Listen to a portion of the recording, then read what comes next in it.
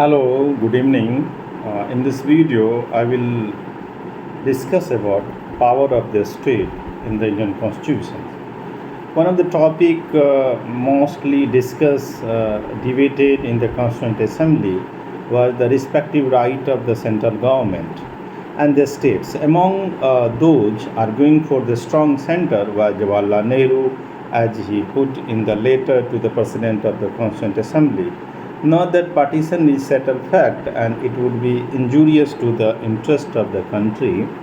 So, to provide for a weak central authority and which would be incapable to ensuring the peace of contradicting and a vital matter of common concern and the speaking effectively for the whole country.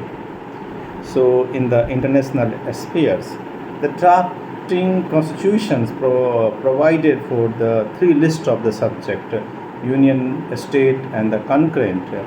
The subject in the first list were to be preserved for the central government, while those in the second list were vested with the state. As for the third list, here center and state share responsibility. However, many more items were placed under exclusive union control than other federations, and more placed on the concurrent list too than desired by the provinces. So the union also had the control of mineral and the key industry. Beside Article 356 gave the center the power to take over the state administration on the recommendation of the governor. The constitutions also mandate for a complex system of fiscal federalism. In the case of some taxes, for instance, custom duty and the company taxes, the center retained all the proceeds in other cases, such as the income tax and the excise duty. It shared them with the state in a still other case, for instance, estate duty. It assigned them only to the states. So the states, meanwhile, could levy and collect the certain taxes on their own. So these include the land and property taxes, sale taxes, and hugely profitable tax on the bottle of liquor. So the right of the state were most eloquently defended by K. Sanathan from the Madras. Reallocations of power was necessary, felt to strengthen not only the state but also the center.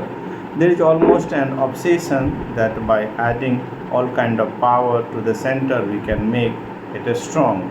So this was a misconception, said Sanathanam. If the center was overturned with the responsibility, it could not function effectively.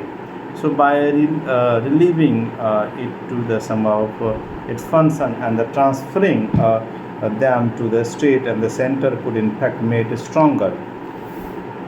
So as for the state, Sanathanam felt that the proposed allocations of power would cripple them and the fiscal provisions would improvisable that provinces, and since most taxes except land revenue had been made the preserve for the center revenue and had made the preserve for the center. So without finance, how could the state undertake any project of the development?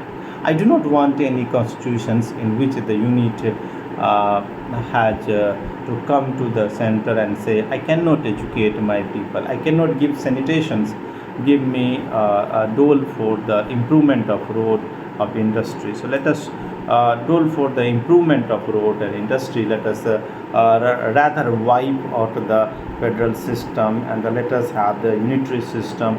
Sanathanam predicted a dark future if the proposed the distribution of the power was adopted without the further scrutiny. In a view year, he said all the provinces would rise in the revolt against the center. So many other form of the provinces echo the same fears and they fought the hard for the fewer items to be put on the concurrent and the union list. A member from the Odisha warned that the center is likely to break since power had been excessively centralized under the constitutions. So what we want today is a strong government. The argument for the greater power to the provinces provoked a strong reaction in the assembly. So the need for the strong center had been underlined the numerous occasions since the Constituent Assembly had begun its session.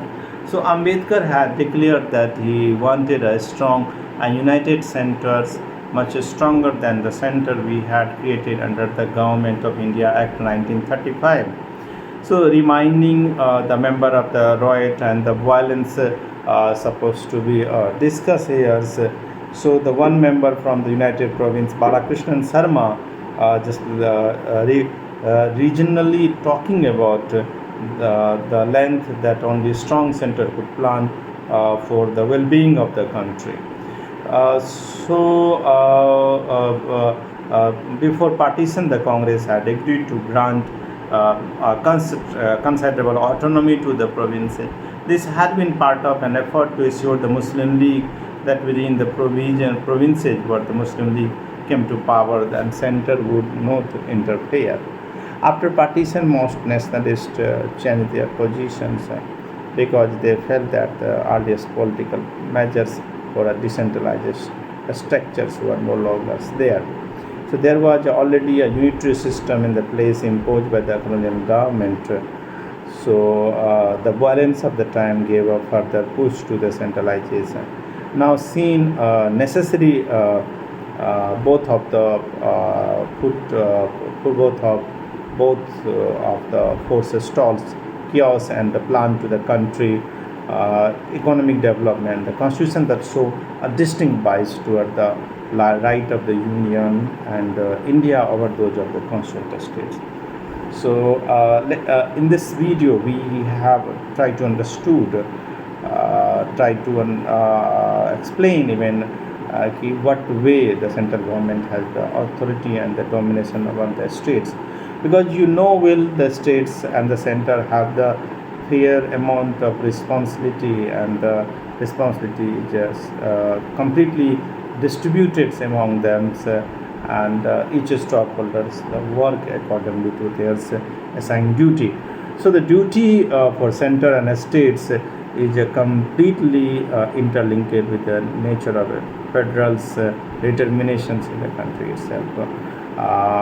Here I stop because it's a true night and I feel little bit tired. So we will move to the next topic, the language of the nations.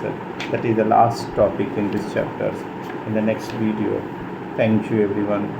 Have a good night and best wishes for your early mornings. Thank you.